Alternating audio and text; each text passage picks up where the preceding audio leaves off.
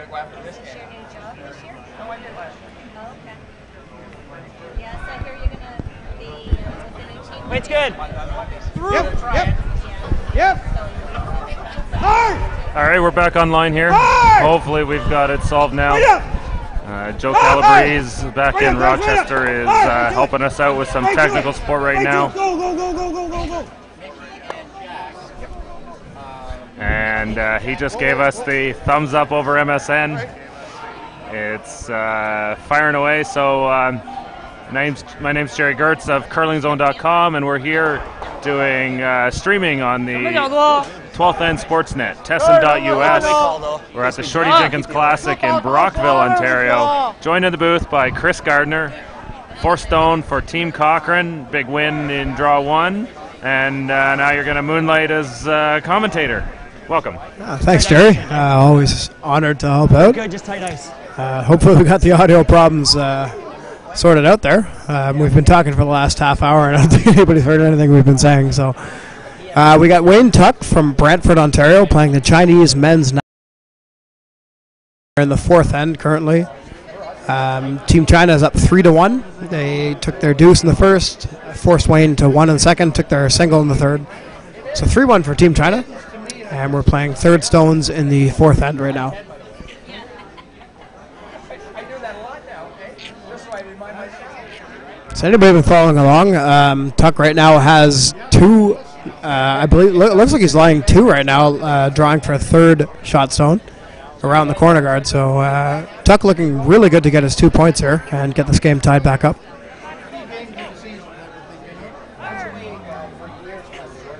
New lineup for Wayne Tuck this season. Played with Craig Cochon and Scott McDonald and Paul Moffat last year. And this year has recruited the 2 Allen brothers. And the normal lead is Caleb Flaxey, who played with Brad Jacobs a couple of years ago. Caleb was not here this weekend, so John Buke from Kingston is filling in.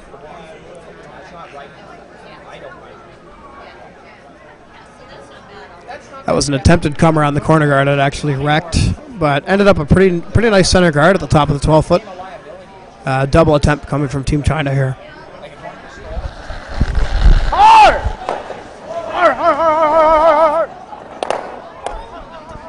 Shooter just, one of the stones they're trying to take out just jams on a side stone, and just not quite exactly what he was looking for there. I think he wanted to hit that a little bit thicker. This is the second draw from the Shorty Jenkins spiel.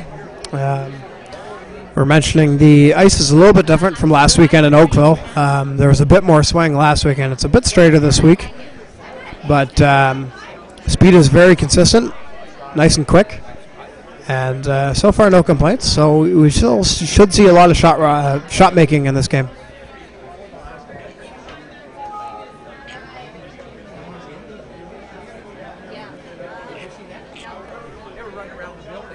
What's your thoughts so far, Jerry, on the curling that you've seen? I think, as usual, the ice is curling great, about 4 feet. Speed's pretty quick out there, too. You know, this event's always one of the must-do events, and as you're listening in earlier, you could probably hear only the warm room sound. It's packed back here right now. Yeah, it's a big crowd in the arena watching these games. It's only going to get bigger as the weekend goes on. You know, it's only Thursday night, so pretty early yet in the weekend. You're mentioning this is the 3rd event on the Ontario Curling Tour this year. Probably the first major event, I would say. There's a lot of teams from all over the country and a couple of teams from outside of the country as well. Big lineup here. We got Jeff Stoughton from Manitoba is here. Kevin Cooey from Alberta. Obviously the Chinese men's national team. Yves Muirhead is here from Scotland. There's a Swiss team. Sven Michel is here as well. Brad Jacobs. So big lineup here this weekend, and expect the curling to be top notch. Normally Glenn Howard would be in this event as well. They opted not to partake. I guess there were some work commitments, and they also already have their tour, their Olympic spot sewn up, so they probably don't need to play such a huge schedule this season. But either way, a lot of big teams in this field, so top-notch curling here. But Craig Saville's here. He couldn't get enough of this event. He had to still show up, right? That's right. Craig Saville is filling in for Carter Rycroft on Cooey's team. Still wearing the Swiffer outfit that I see. So Yeah, I still got pumping the sponsor. to promote those sponsors, right? You won't sell out to Team Cooey. There's a good game going on sheet 4. Keene is playing against Cooey's team, and right now Keene has a 2-0 lead, so obviously holding his own. Hi, big fella. Was that right? So I thought it'd be a good choice to announce Wayne Tuck's game. Common joke is that Wayne and I are separated at birth. Apparently we look alike, we talk alike, we think alike. So hopefully I can provide a little bit of insight in here and to what his thoughts are. So what are you doing? Scoring? So nice hit and roll there by Rui Liu. Tuck had a nice end set up earlier. Team China attempted a double and actually jammed one. So Tuck was looking good for his deuce, but a nice hit and roll there by Rui. And all of a sudden Tuck is now chasing again. So down 3-1 early, he's got to make a big shot here. This Chinese team is a bit underrated, I think. They're very strong skill-wise. They deliver great. But they've had a hard time breaking in on the men's ranks and having a lot of success. They'll win a couple games here against big opponents, but we haven't seen sustained success out of a squad like this, like on the women's side. That's right. The women's program has actually done very well. Obviously won a world championship a couple years ago. And it's kind of interesting to wonder why the men's program has not followed the same path. They're coached just as religiously almost. They play almost every weekend. They actually live over in Canada during the curling season. I'm not even sure if they go home between events. So they play all the top events, and I guess just take some time. But they do also have a new lineup. They skipped a couple years ago with Feng Chung Wang, who apparently is not on the team anymore, but Rui Liu was the third. He is now skipping. But they are coached very strongly and play all the time. They're almost professional curlers, really, so expect them to, in the next couple of years, you should be seeing quite a bit of them. Yeah, training out of Morris, Manitoba, working with Lorne and Chris Hamblin out of Morris. You must be fond of that small little town just south of Winnipeg. Morris, Manitoba, yeah, we played the Canadian Mixed Championships a couple of years ago there. It's a town of about 1,600 people. There's basically a gas station and a bar, and that's pretty much about it. Yeah, it was the smallest town that had ever hosted a national, and we had a great time there. So, lining up here now, I love that call by Wayne right here. They had two yellow stones in front of the house that were, angled poorly to try and remove that stone in the back. So all Wayne did is he came down and he tapped it back to create two short run backs at that blue stone now. So, the Chinese team's going to have to be careful here, or they might give up a bundle. That was a very patient call, actually. A lot of teams think conventional strategy, naturally you kind of want to go after the shot stone, but sometimes you have to realize that maybe there isn't a great option on it, so you play a kind of a secondary shot, a setup shot, and gives himself two options on his next one. So a very patient call there, but it also requires the next shot to be made perfectly in order to count it. Right now, China is lying one.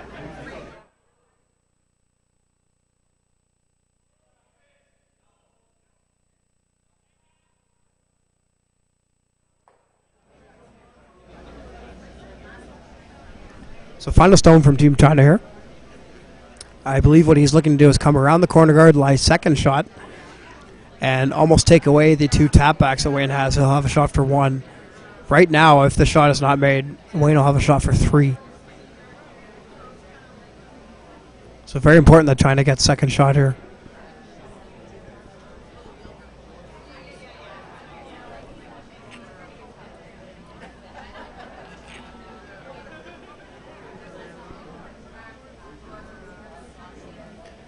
Frantic sweeping, but it does appear that it came up a little bit light.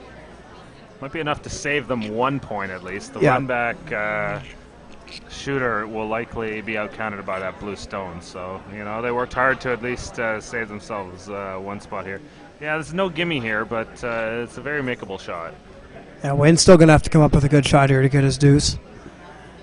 Like Jerry says, that stone came just far enough that any run back that is made on those top 8 rocks, the shooter that he's going to throw will be outcounted by that one. So good chance for Tuck to still get his deuce here and tie the game up.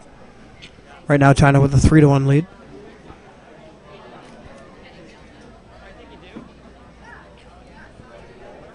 So just to update the out-of-town scoreboard here, we've got Brad Gushu over Brian Lewis 4-3, Dave Collier and Phil LeMay tied at 3, Cooey down 1-0 to Mark Keane, 2-0 actually.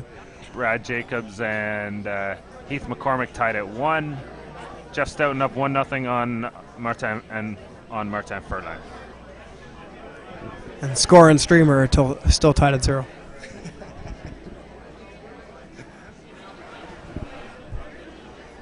So a big statement shot here coming from Wayne Tuck. Needs to make this to get his team back in the game early on. Very makeable for 2 here. And actually, the angle that he's playing at, the shooter could possibly roll into the China Stone, potentially knock it out, and potential for a score of 3 here. He's playing it just soft weight, looking for the ball.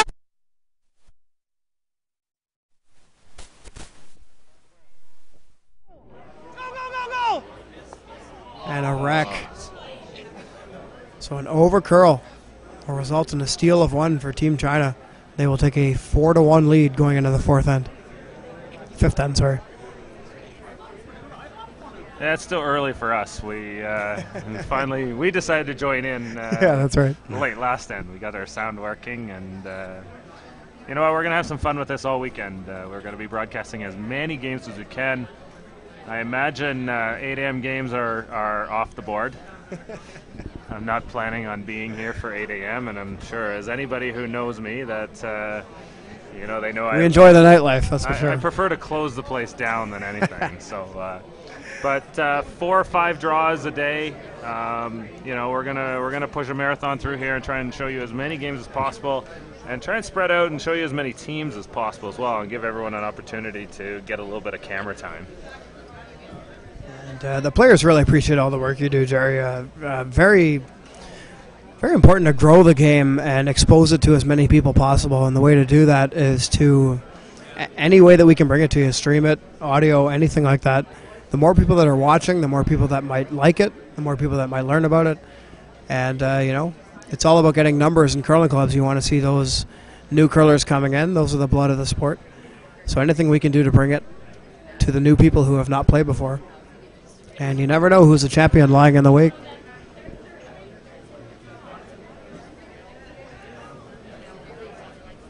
So what can you tell us about this China team, Jerry? What do you know about them? This Chinese team played in the World Championships last year. Middle of the pack, I believe, is the record. I can't remember exactly what their win-loss record is very strong technically, and they're very well coached, certainly. Yeah, Lauren and Chris Hamblin out of Morris, Manitoba have now taken over the program. Lauren and Chris worked with the Swiss program previously, and I believe they're one of the few level 4 instructors in Canada. So, they're well versed in the training and technique, and it's something with this Chinese program. Against in the men's field, I think the top teams are so good that the men are having a hard time breaking in. Whereas, the Chinese women were able to accelerate their development into being, into winning a world championship in 2009, I believe. Or maybe it was 2008. It might have been 2008 against Jen Jones. 2008. But interesting to wonder why the women's program has done so much better than the men's program. But like Jerry says, the men's field is really, there's so many top teams in Canada that it's really hard to break in. But one of the things the Chinese team has done is they've almost recruited Canadian coaches to go over there and work with them full time. And it's a bit of a debate to wonder, should we as Canadians be sending our coaches over to work with other teams? Because if they end up winning world championships, it's actually working against us. But yeah, I think a lot of that falls back on Dan Raphael, who's turned into an extreme coaching nomad. Dan's a great guy, and I'm a big fan of his work. He coached in Italy last year, maybe the last 2 years now, and then actually is now signed up to coach in Austria, I believe. No, sorry, Czech Republic. So he's going to be working with Martin Snatil and the Czech women's program there as well. They won their first medal, a silver at the World Juniors this year. So, I think we're spreading the wealth a little bit by allowing Canadian coaches to go out elsewhere. And part of it too is that, you know, people need to make a living as well. Like, you know, it's Dan's job to go and coach, and who's to say that we're going to limit his opportunities in that respect as well. Certainly, and Randy Furby just retired last year or this year, and he was presented with a lot of coaching opportunities overseas as well. So, you know, personally, I think that it's very important that we grow the game, bring it to as many countries as we can, and the more countries that are in contention to win at the World Championships and the Olympics, just the better it is for the game overall. And generally, it's still a game that's growing. We're trying to bring it to new countries, new areas, and the more people that play around the world, the better it is for our game overall. It just raises awareness to it, brings more sponsorship in, and generally just grows the game. So I think it's very important that as many people as possible are exposed to it as much as we can. So that's kind of why we try to bring it to everybody around here. You never know who's waiting in the wings.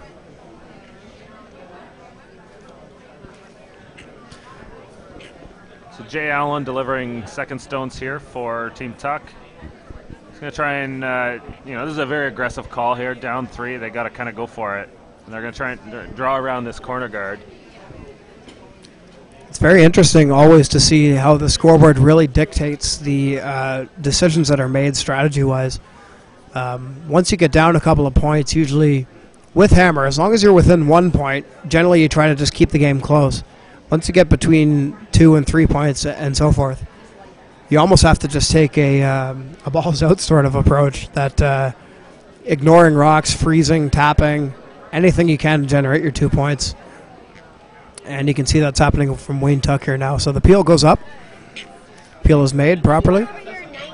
Well executed shot here. China is still 1-2 on the top of the 4-foot. But as you can see, Tuck is going to throw the corner guard on that one. He's looking at that yellow stone on the left as his potential second point. And they're hoping that they will have a shot at those 2 on the 4-foot later on in the end.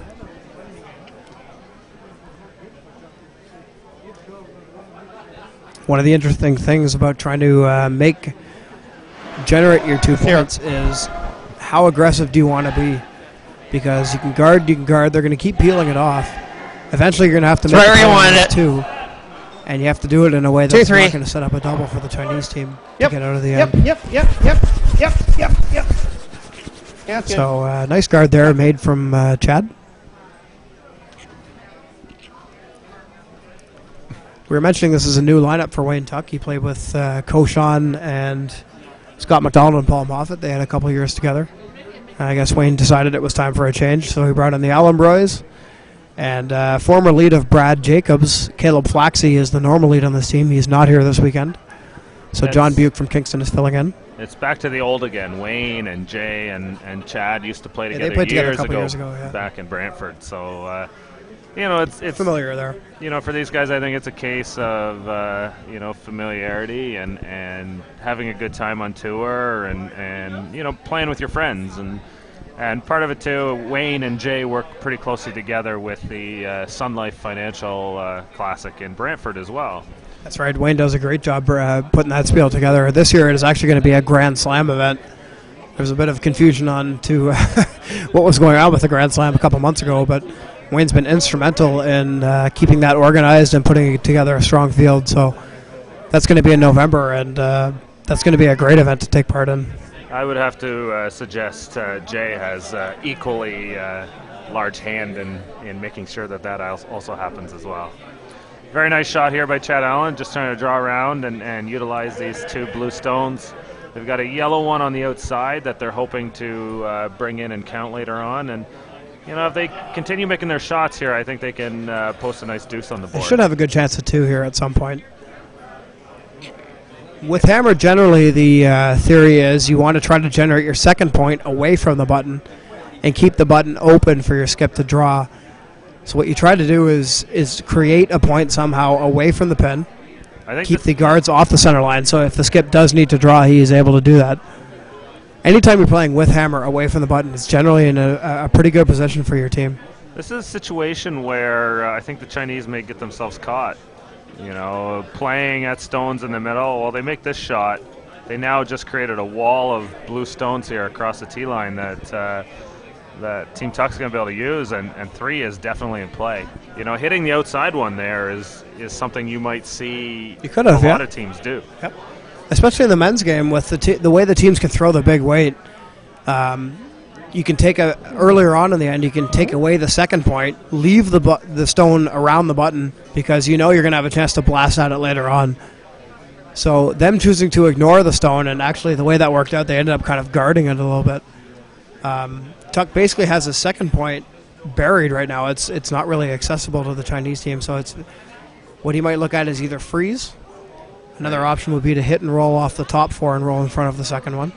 If there's anything that the Chinese can be criticized for, it's their strategy and tactics within the game yet, and you know that's a very difficult part of the game to textbook and learn. Yeah, hard to wrap your head around what works. So it takes time. It's a matter of getting out there and trying stuff and watching games and learning and having the feel for it. And that's probably the last thing that's going to come for the Chinese man, and even for Bingyu Wang and her team, that was something that took a while for them as well. Technically very sound throwers, though. They all have very nice deliveries. You can tell they've been coached strongly. And it's the little things at the top level that really separate the top teams from the pretender teams. And sometimes it takes a while. Like Jerry says, you really just need to be out there in those situations as much as you can. And the more you're in them, the more you learn. 那你就打这边旋转呗，完了给他从这个空打出去。边儿嘛，再少点，少点。That's your Chinese, Chris. No.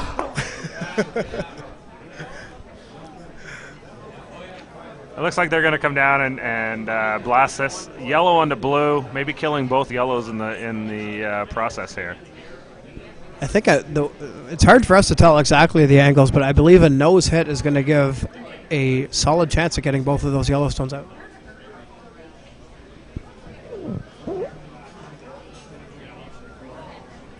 Rui Lu, first stone of the end.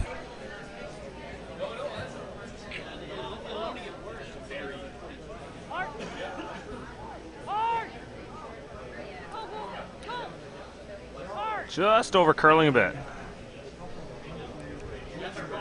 Bit of a break here for Team Tuck. Looks like stone over curled, hit the wrong side. They moved the yellow stone off of the forefoot, but didn't remove it from play. China's currently sitting 1. Looks like Tuck sits 2, and China sits 3rd shot at this point. So Wayne's still looking good for his 2 points in this end. And any more mistakes from the Chinese team, Wayne will have a chance at 3. So what he's going to probably look at to do is to remove the blue stone, roll over to the left. No, he just comes and freezes. Yeah. The only thing you can do is like fire it. Looking at a big weight option here. Right? So you're gonna just leave him this? Huh? You think just leave him this? A double? Do this? I'm okay with that. You like that? I'd hate to undercut. Well, I think the way I'm going to miss is tight. I just kind of push this one here and sit right here. That's perfect. I think that's the way to miss it, right? I'm going to look to play an in-turn softer weight shot. He might go. Yeah, He might like opt that for a big one weight first? shot as well, but very important to roll over Hey to the Wayne, left side. No, that's fine. You're looking to lie 2 after this shot and force China into a softer weight shot of their own. He's coming down here with firm weight, so He must be looking for the flat roll. He might be trying to make the double on those 2 blue stones. yeah. All he's got to do is move that second top stone over about 2 inches. He wants to get his shooter to come off the side of it and go back in the house. Potentially moving that 3rd blue stone in there.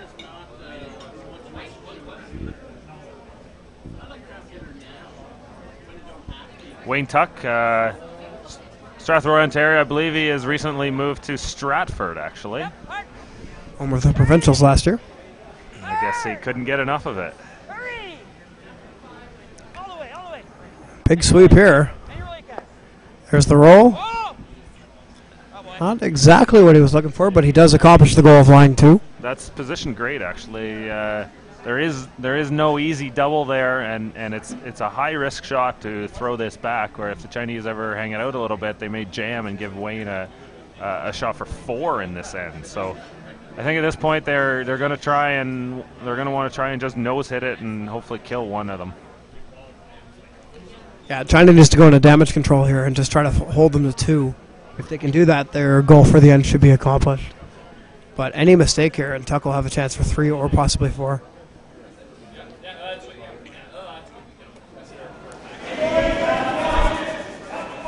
Like I mentioned, the play is away from the button, which is advantage Tuck at this point. And as the skip without the hammer, it's always a nervous feeling when you're not playing towards the center. You know, this is a situation that seems to strike as a, you know, you're up 3, you want to blast away. A good draw here would save the end for China as well. Big pocket in the back of the rings. They got a lot of leeway where they could throw something onto the tee line. Even if you go edge to edge with this yellow stone, you'd be in a good position. Here comes Ruilu, looking for at least a double. Whoa, whoa, whoa, whoa, whoa, whoa. He's going to come off his own. Too thin. Takes one of the Team Tuck systems out. Looks like Wayne's going to have a little downweight tap here to try and score his 3. Potentially score his 3 here and tie this game up. You know, this is where the fine little things of the sport. You know, sometimes you got to go on the defensive with a good draw. Like here? All right. So Tuck has the option here. They could choose to just go for the 2. That's a very simple shot. Or they could try to play the very fine shot, which would be to come with soft weight around the top 12 one and just tap Throw that blue T-line, back. sweep You it, only yep, need to yep, move it yep. back a couple of inches. And they will have a chance of 3. And the benefit for Tuck in this case is that there's a good chance, even if he doesn't make it perfectly, he's still going to get his deuce anyway, which is a nice feeling as a skip. Even if you miss your shot, you still get your 2. 2 is acceptable in this case to Wayne Tuck. It's the old throw a T-line and let the sweepers make the shot for you. Yeah. This is what we call giving it to the sweepers, which means you have to throw it just the right amount of weight where the sweeping will... You want to basically throw a T-line and let the once it gets the line, you let the sweepers pound it right in there. Because like I said, you only need to move this back maybe an inch. That's going to be the difference between 2 No, and 3. nothing. Let's see what happens here. Off. Close though. Nope. Lots of room right now. It needs to curl a little bit. You're straight drawing. Get ready. Certainly don't want to tap your own. Oh, I'm thinking about a bump. Get ready. Yep. Whoa. Very close. Needs to curl a little bit more. Hey, good throw. So you can see how close he was there. This comes up a little short. They had to wait too long on the line, but great end for Team Tuck here. And, you know, they get themselves back in this game. Important end. Now, this is what we call managing the scoreboard, where Tuck needed to make sure he got at least more than 1 to keep the game close. Anytime you're down more than 1 point without hammer, it's usually kind of a hopeless feeling a little bit because you need to rely on some mistakes in order to get back in. But Tuck gets his deuce, and he's still very much alive in this game. What he'll look to do now is throw up a center guard with John Buick here, get a couple in behind it, and hope to try to generate a steal and get the game tied up. So John Buick last year with Team Higgs, this year playing third with Donnie Bowser of Ottawa. You know, a good player out of Kingston. Great player. He's known as a very consistent player. Not a flashy player. Doesn't throw a lot of hard weight. He played second for me in mixed last year. Our provincials was actually in this building, and just very, very consistent. Throws the rock exactly the same almost every time. He's very good at soft weight, very good at draws, freezes, and just an incredible team player. Has a great attitude, and a very smart, intelligent player as well. So, true definition of a team player, John Butte.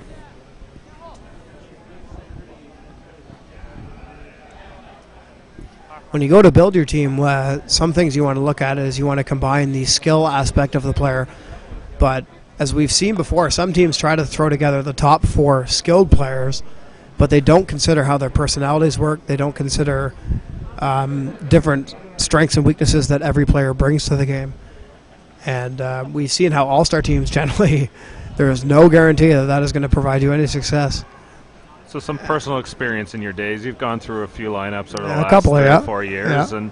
and you know it's all about finding that magic formula that works, right? And you know, you've played with players, you know, as we all are. We're human. There's people you get along with, and there's people you don't jive with. But what do you think is the best characteristics of to make it work for your team? You know, Brad Kidd's been with you forever, and so obviously, you know, you're not unplayable. It's just a matter of finding that right mix. And The hard thing to understand is curling is such an emotional game that players that can really manage their emotions is so crucial, because, you know, a lot of the times between winning and losing is millimeters, and it's very hard to mentally wrap your head around that. Sometimes you can throw the rock perfectly exactly how you feel that it should be thrown, and it just doesn't work. And some players rise to the challenge, and other players fold in the pressure of big situations. So what you really try to look for is guys that can work together. And I find really the key to success is 4 players that have fun being around each other, not necessarily on the ice, but off the ice as well. Because in Spiel weekends, you go away, a lot of time you're away from your home, you're away from your family, and you spend all weekend with the same 3 guys.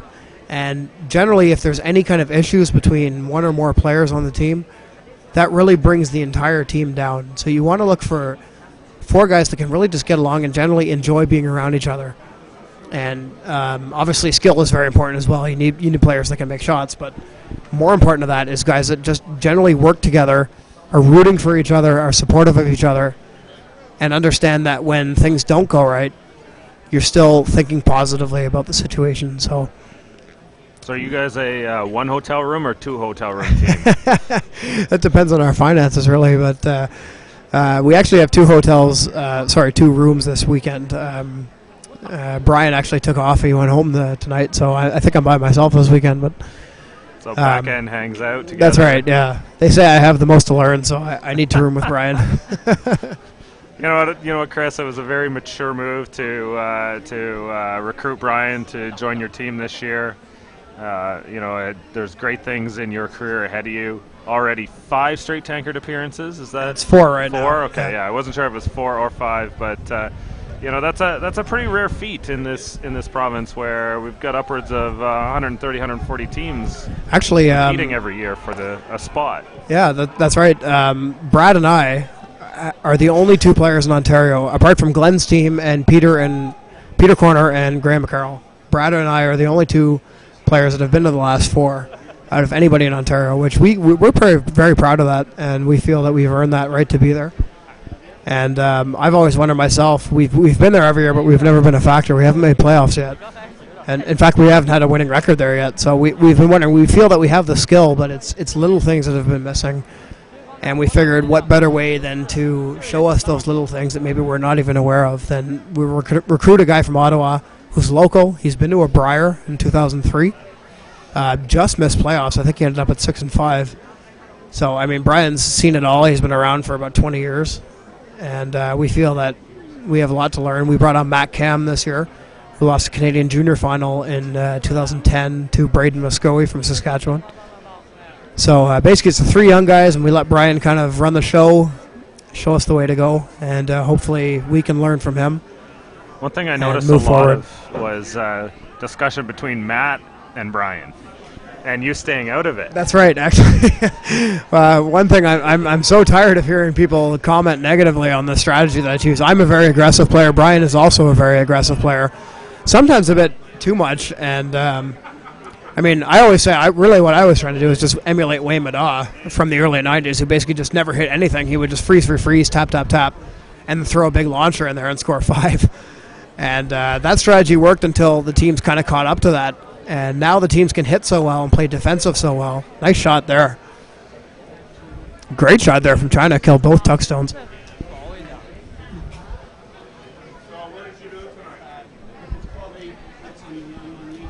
Anyway, and so I think it kind of became obvious after a while that maybe we were leaving a few too many rocks in play, and a lot of the times I heard a comment that we weren't managing the scoreboard very well.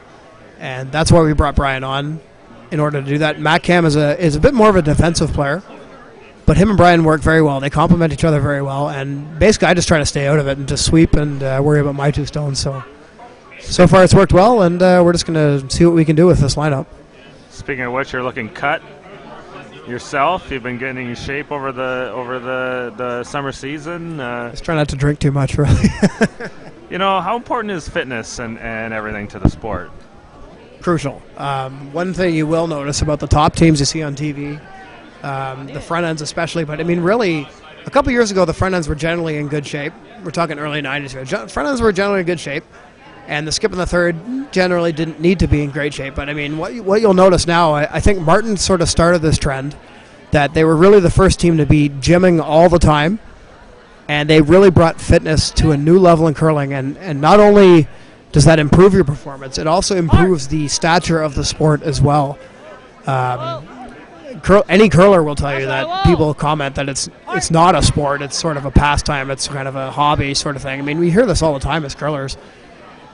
And I believe the reason for that is because some of the top players weren't necessarily in the best shape. And what you see now is a lot of young teams, but they're all in tremendous physical condition. And that just represents your sport a lot better. But, I mean, these spiels, these are 3-4 days. You play 2-3 games a day. You are absolutely exhausted by the end of a day. And the better shape you're in, the longer you can maintain that top performance. So it's so important to be in good shape. When we looked at last weekend's OCT Championships in Oakville, the 2 teams that reached the final on the men's side, you've got Brad Jacobs, absolute gym rats. Those guys are working very hard at the sport, and Mark Keen's team, another young team who, that's right, yep. Who is taking fitness to a whole new level this season as well. So, and really what being in shape does is it also keeps you sharp mentally as well.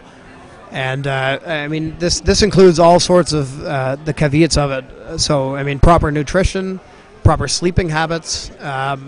It's very easy to get lost in the party atmosphere of these events. I mean, we have a full club here, and people are always looking to talk to you and maybe buy you a drink here and there. And it's very important to balance that and not get too caught up in the party atmosphere as well. If you're here to win, you need to be on top of your on-ice activities, but especially on top of your non-ice activities. And some teams come for the show, they come for the fun, and there's absolutely nothing wrong with that. If the 4 of you simply want to come have a good time and enjoy the camaraderie and enjoy the social aspect of it, hey, that's great. But if you're here to win, you have to make sure that you're being responsible at all times. And it's also important to remember that a lot of people are watching as well, so any slip-up, and that negatively impacts your team's reputation. So we've got a tough decision here for Team Tuck. Before we start talking too much, let's let's go back to the game. 4 stones to come in the end. Let's listen in here, see what they're thinking.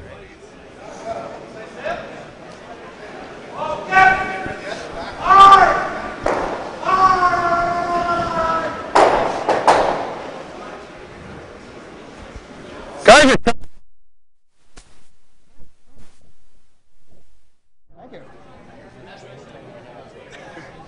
yeah, I don't mind that, Wayne. See? Yeah. Yeah.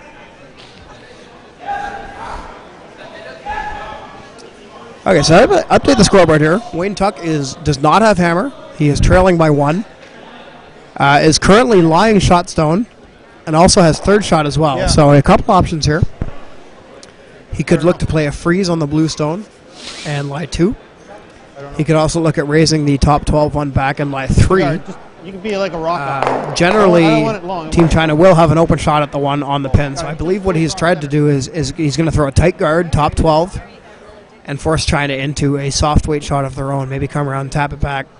This situation with this end and 2 more to go, would you consider playing for the force here or selling out for the steal? I think in this case they really need to try for the steal, because you're running out of ends to get the game tied up. When you don't have hammer, you're generally at a bit of a disadvantage, especially when you're down on the scoreboard.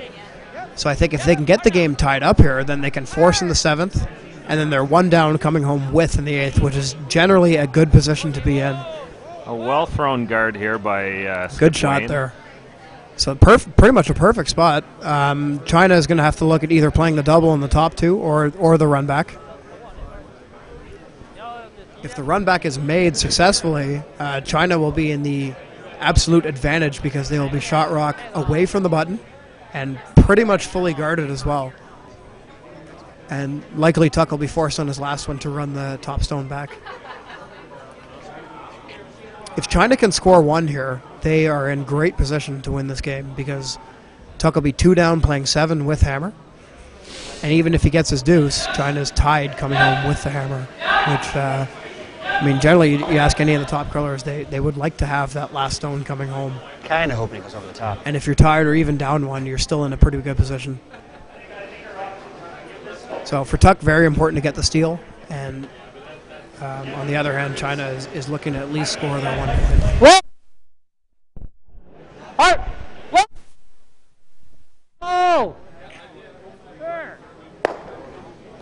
So it hung out wide.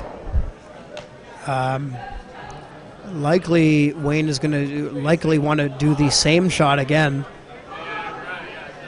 Put a top 12. Yep, same ice is going up, so he's going to look to put it in the exact same spot. If they do that, they will be in a great position to steal a point in this end. I like this call. It's aggressive. You're kind of going for it. You're putting the pressure on the opposition. Not only does Tuck want to steal, but he's in a great position to do that. So, and he just played this shot. He knows this ice. He knows the weight. No reason that he can't put it in the same spot.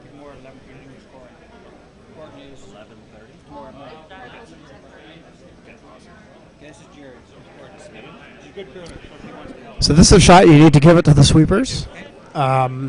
Basically, Tuck will try to throw a tight guard and let the sweepers clean it in. Ideally, he's looking for the shot to end up in the exact same spot as the last one did.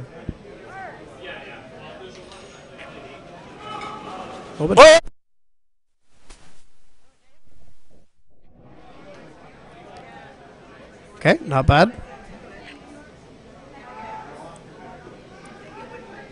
Not quite perfect, but accomplishes the goal.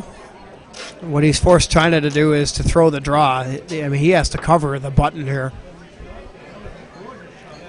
There's no real room for error. Basically, he's got to throw perfect T-line weight and hope the sweepers can put it right on the lid. So if Tuck gets the steal here, his goal is accomplished for this end. And then he will look to force China in the 7th end to their single point. Even a force here is a respectable result. Yeah, certainly not bad, but they want the steal here for sure. Yeah. This is, I'm talking Lulu, final stone. The aggressive Chris Gardner here.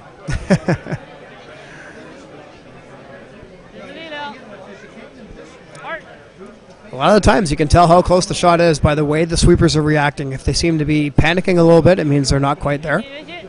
This one looks pretty close, though. It's curling a bit. No, over curled. So a steal of 1 for Wayne Tuck, and the game is tied going into the 7th end. Big end. Now tie game playing 7, 2 ends to go. That's right. All the advantage back on Tuck's side now. It's such a game of momentum, too. Early on, China was controlling the scoreboard. They were up 4-1, actually, at one point. Tuck got his deuce, and now he gets a steal. So all the momentum on Tuck's side. And it's now up to Team China to respond. So just to update, this is Jerry Gertz of curlingzone.com. And we're streaming on the 12th End Sports Network, Tesson.us. Joined in the booth by Chris Gardner, 4th Stone of Team Cochrane. It's been a pleasure to have you, Chris. Your commentary is always excellent, and looking forward to an exciting last 2 ends. Absolutely. I'm always honored to help out, and hopefully we can bring some insight to the people watching. We really appreciate anybody that's tuned in, and you are what keeps us in business. So if you're watching, keep it up.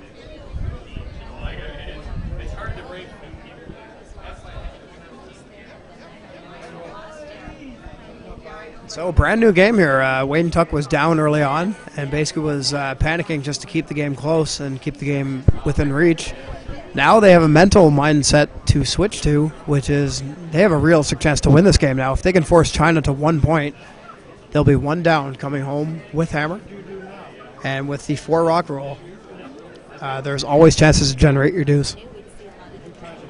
A lot of players actually prefer to be 1 down with hammer.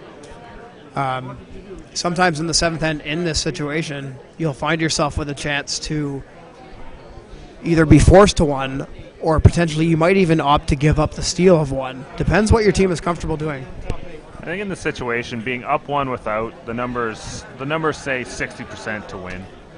But that's right, and Jerry actually was the first one to really bring that to the general public. A lot of the time we used to think that being 1 down with hammer gave you the best chance to win, but Jerry determined, looking over the years statistically, if you're 1 up without hammer, you actually have a better mathematical chance to win the game. So some teams have chosen to go that route instead. Very interesting to see how some teams do it. Every team plays this situation differently. Well, I think the way you need to utilize those numbers is it doesn't mean you should score 1 here instead of give 1. But what it needs to play into is your risk, your risk analysis for the end. What are you going to do here? How are you going to play the end? What is your acceptable, results? So giving up 2 here is certainly not a good thing. Yes, you do not want to give up 2 here. So, at the same time, sometimes when a team is lying 1 on the wing and 1 around the guard, maybe you need to go for the steal, because giving up a 2 or a 3 is going to be, critical towards a loss. And now you need to play for that steal in that situation. And, 2 great stones here by Team Tuck. It looks like they're really 2 nice guards from John Booth there. They're almost dead in line, meaning there is no real double peel available. A new strategy I'm starting to see out of a few teams at the world level, and the Chinese hugely execute upon this, is throwing to the wing. Early on in this game, they were throwing corner guards after Tuck's team threw center guards. And even here, they just threw 1 to the corner after Tuck threw a center guard to start the end. The whole idea of when you have hammer, spreading out the stones and not grouping everything together and making it difficult to score. So, it's a strategy I'm starting to see happen more and more often. And even a team like Glenn Howard will utilize something like that from time to time. So, this whole 4 rock free guard zone, it's still evolving within the strategy and tactics of it. It's very important for the team to all be on the same pace here on what they want to accomplish in this end. Ruilu is still in a mathematical advantage because he has last rock, but Tuck can really dictate how the last 2 ends are going to go by how they play this end. If they want to go aggressive for the steal, that's not a bad situation either. But a lot of times what you'll find is the skip wants to do one thing, the team wants to do something else, and that could potentially cause a relatively easy shot to be missed later on in the end because there's a difference in opinion. So this is where pre-game conditioning and familiarity with your teammates comes into play. So for a new team like Wayne Tuck, they might not have been in this situation before, and this will be a learning experience for them. Whereas a team like Glenn Howard, they wouldn't even need to discuss it. All 4 of them would know exactly what they want to do. So interesting to see what happens here.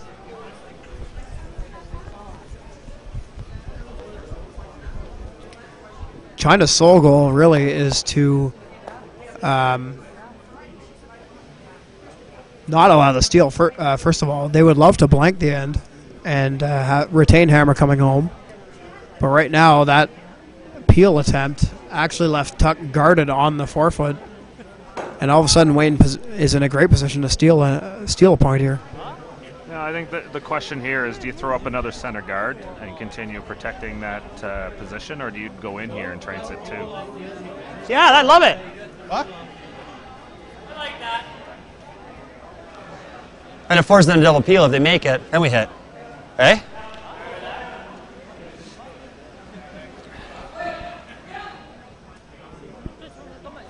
So they're going to throw that center guard again. Still early in the end. Force Chad Allen. Force them into making that double peel. And then they'll, they're talking about playing the hit on the outside blue one, I think. So, that's the good old force shot there. Force one or steal one here. Both are good options.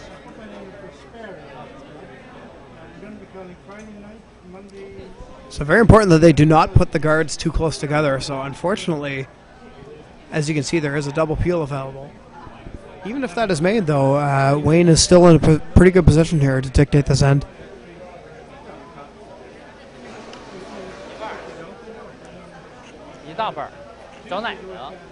Situation where it looks like the one is a little higher than the other, so they may not be able to just make the straight double peel here.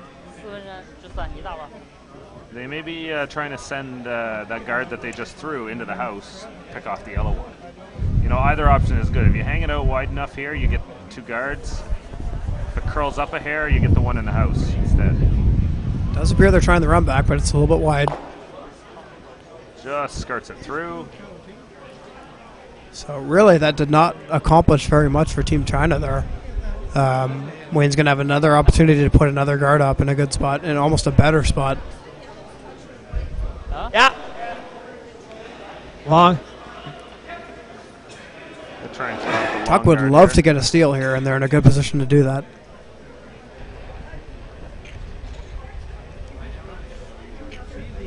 So first stone for Chad Allen here. Very important that he puts the guard in a position that it is not able to either be run back or doubled off. Make sure, guys. Looks like it's So a pretty precise shot here.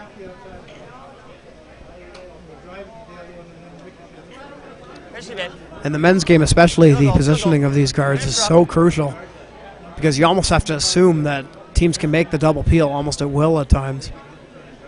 And the slightest mistake can mean the difference between getting that steal or leaving a wide open draw for the skip. China's going to try a similar shot again. It's almost an either or here. You make the double peel. A lot of options available here. You make the double peel here. You hit it a hair thick. You maybe run the yellow back in, or you get the one in the house with it. Again, hanging out a little wide. A little wide. Oh, look at that. No, goes over the top. Almost a very fortunate break there, but didn't end up really doing anything. What that shot does do for Tuck, though, is it makes that hit to sit 2 and potentially force a single a little easier for later in the end. Tuck is perfectly happy to force Team China to 1 here because that way they're down 1 with coming home. And like we mentioned earlier, that's an admirable position to be in. I think they're looking at Tuck thinking about the force here. Let's listen in.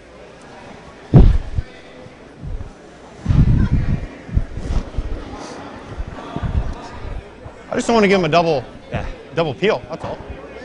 And then what do we do? Huh? And then we hit it. And he's going to make a double to get out of the end. And then that worst case scenario, we steal. If we hit it at this point, he might be playing freaks all the way. Well, I'm thinking that, or we can go in on top 8 and leave him the freeze, and then we have the double back. What does he do if we throw the guard? Are you worried about him being us to it? No, just you go here and all three yellows are gone. That's the only thing I'm worried about. I don't want to get all 3. Oh, yeah. I don't want to get all 3. That's all right.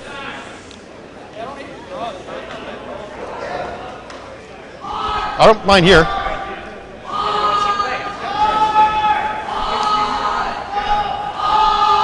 I think if you're going to do that, you might as well hit and flop here. That if you're going to. Well, you want to draw.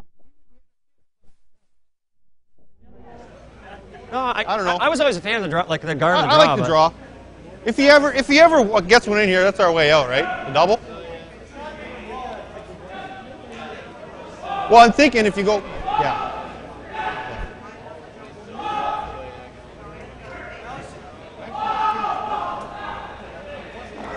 Yeah.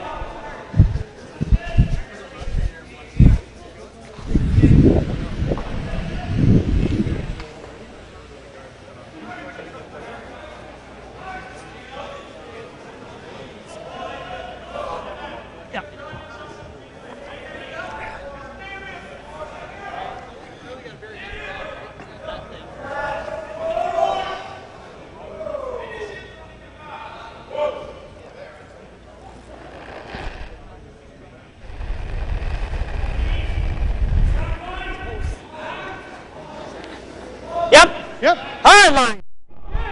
Yep. Hard.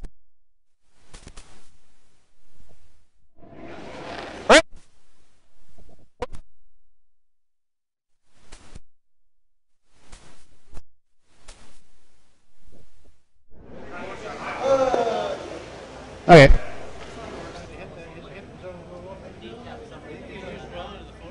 So it looks like they, I'm a little unsure what they're trying to do for sure there, but ended up being neither. Long guard would have been fine, drawing around would have been fine, but it looks like they locked these two yellow stones together, and the Chinese may actually have a shot here to take all three yellows out of play. Like we said, it was very important to keep those guards far apart. Now, the fact that they're pretty much frozen means all they have to do is make contact, and likely both of them will go away. Xiaoming Zhu delivering the stone here for the Chinese. Good shot there. Very good shot. Back. You know, at this point, I think they've safely opened up. They're going to make sure that they score. The rock's off the forefoot, and Team Tuck's just going to hit the open stone. Try and keep the shooter around and sit in line too. Brad says, "Had fun commentating." Hopefully, we have a good finish to this game because I was just sent a tweet that my team is out having, by the looks of it, a very fantastic pizza dinner. So this is how much I want to be here. That I'm missing that to bring this action to you guys. Yeah, but this is all about discipline, isn't it? You don't need that pizza.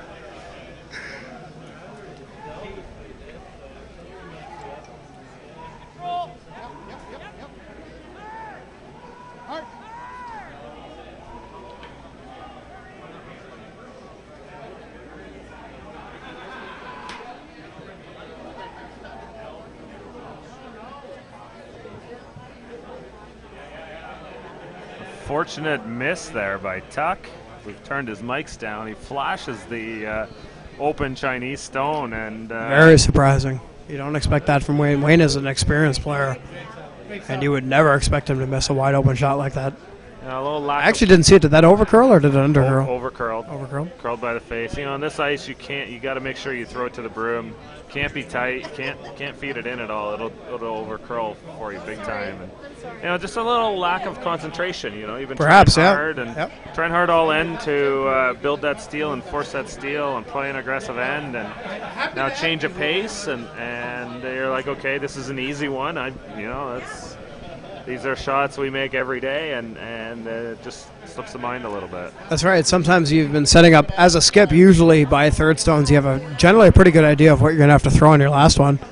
And, you know, you've been mentally preparing to throw a very difficult shot, and all of a sudden you have a very easy shot. And maybe your concentration slips a little bit. You don't prepare the way you normally would. And that might have been what happened away in there. So Nose hit by Rui Liu. Now there's the deuce for China. Liu. So the deuce is set up now. There's no double available to Tuck. And if China scores two here, they're in a very good position to win this game. So a huge miss there from Wayne. And he knows it too. In a situation where Wayne can hit this with peel weight, good firm peel weight, and roll his shooter all the way across and maybe freeze to the other stone. Freeze, or at least, you know, if at least never group them the together. On it. That's right, yeah.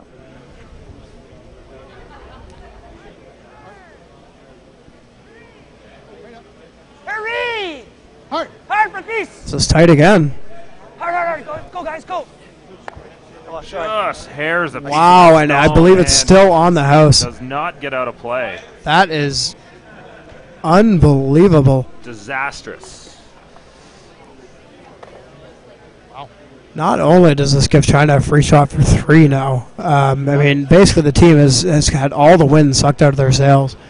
They're going to have a hard time even mentally being in this final end now.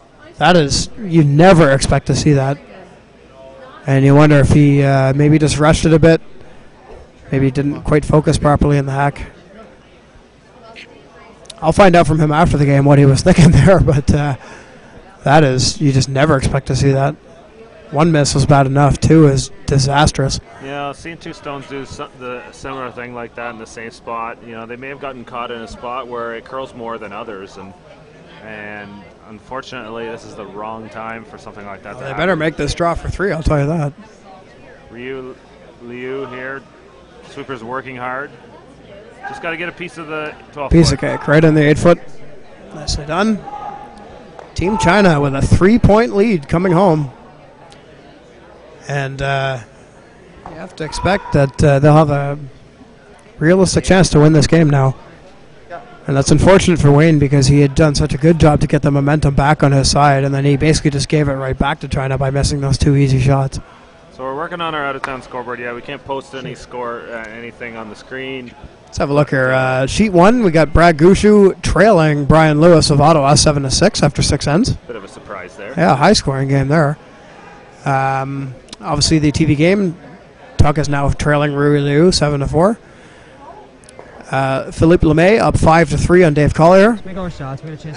An exciting game on sheet 4. Low scoring, but 2 top teams in this event. We got, it appears Cooey is leading Mark Keane 3-2 after, I think they're in the 6th end right now. Playing 6, yep, correct. Brad Jacobs has a sizable lead on Heath McCormick 7-2. Oh, that's a final. I apologize. Jeff Stoughton also with a final over Martin Ferland 5-1, and that's it. So Stoughton's new lineup with Mark Nichols at lead is very exciting. We're gonna have, the common conception is that Mark's such a good peeler in his own right. Absolutely. It almost seems his skills are being wasted at Leadstone a little bit, but I mean, you can't really blame him for joining one of the top teams in the country. They were the Brier champions 2 years ago. And, I mean, Jeff's been around for about 20 years now at the top level. So, I mean, Mark, a good job on him to join one of the top teams. Yeah, it's a great opportunity for Mark. Him and his wife, Colette, moved cross country about a month ago, settled into Winnipeg. And such a lifestyle change, too, to join a team like that. It involves, I mean, it's easy to say, sure, I'll go play with this guy. But, I mean, you have to move your whole family. You have to find a new job. And, I mean, that's kind of the trick to curling is that you have to balance the sport and your life as well. It has to all kind of fall in together. So good on Mark to be able to join a top team and also make it work family-wise as well. Good for him.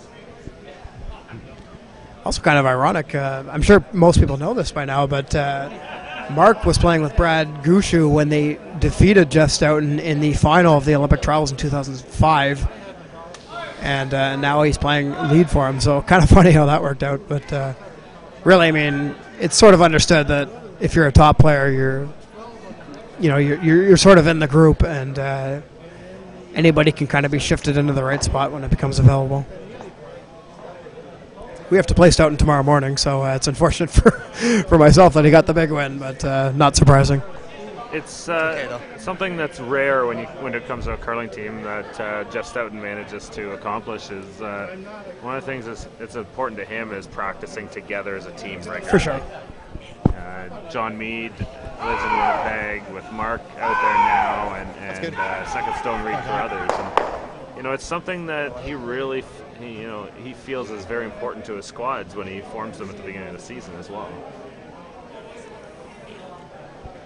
So back to this game now. China's a pretty simple job here. All they have to do is make a couple appeals, and they should be able to run Tuck out of rocks. The only way Tuck can get back in this game is if a peel is missed somewhere along the line. And even if the peel is missed, Tuck still has to make a couple of perfect come-arounds. Huh? Chinese stone that was just thrown remains in play, but double peel is made. Double peel is made. Removes both yellow tuck stones here. A good shot. There was really no chance the double peel was going to be made there and lose the shooter. So, I think it just overcurled a little bit for them, and they got it the other way. Jay Allen's being asked to throw up the corner guard again. Pretty good. It's very important that he does not set up the double peel again. So you want to ideally create these even height-wise. In this situation, do you ever consider throwing the teaser? You purposely throw the... around the corner guard? No, you purposely throw the guards not level, so you make the opposition think about double peeling when, up 3, really it's a raw control game. Every shot, you take one with your shot, you're going to win the game. I think what you probably want to do is just make the double peel as hard as possible. Some of these top teams, you really almost give it to them that they will be able to do that if you give them an opportunity. So you try to put it in a way that will make the double peel very difficult. Here's a close one. Look at this.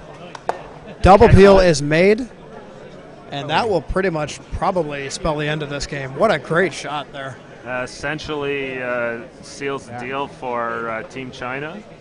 Up 3 playing the 8th end here. And back 12. Team Tuck's going to have to find a way to somehow generate a 3 around 1 stone in the 4-foot, which is almost impossible. I'm going to throw up another guard, and then I expect to see them to start talking about drawing around that blue stone on the top of the 4-foot there. So that, as you can see, that's what we were talking about. It's so crucial when you're throwing that second guard to place it in a spot that is not able to be doubled off, and unfortunately Tuck was not able to do that. It slipped a little bit deep. Now, I mean, it still forces China to make a perfect stone, but then when they come through like that, it's almost like an exclamation point, really. And as long as there isn't a disaster here, China should have no problem winning this game.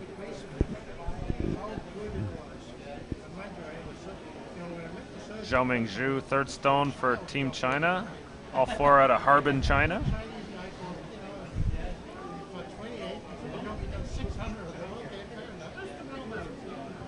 Cleans it up, makes the peel.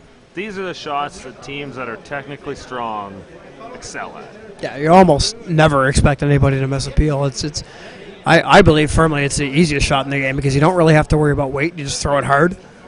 And generally speaking, as long as you don't hit it right on the nose, it doesn't really matter where you strike it. It's still going to roll out. So peel's the easiest shot in the game. And you never expect anybody on a top team to ever miss one. The rare time that it does happen, it's really a surprise.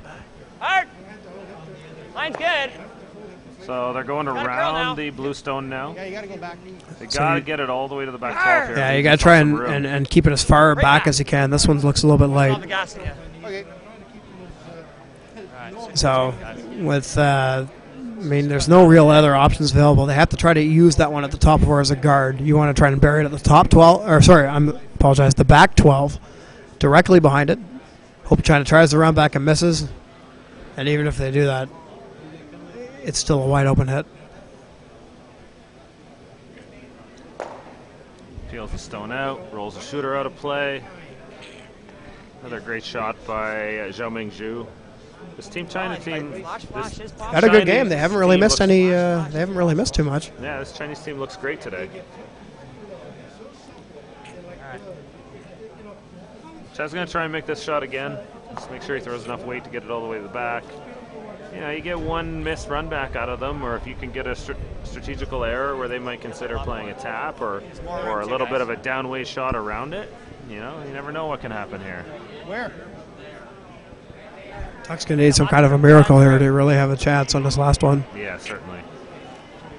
This one appears to be wide open, so this could be the end of the game here. As long as it's not through. Yeah, go for it. Yeah, it's not through. Go for it. Go hard.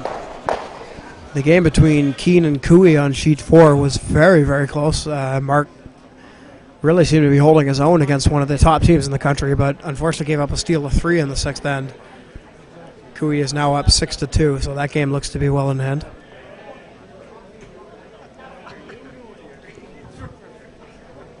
So Rui Liu is going to try and pick this Yellowstone out of play here. Looks like it's almost wide open. Yep, this should be the end of this game right here.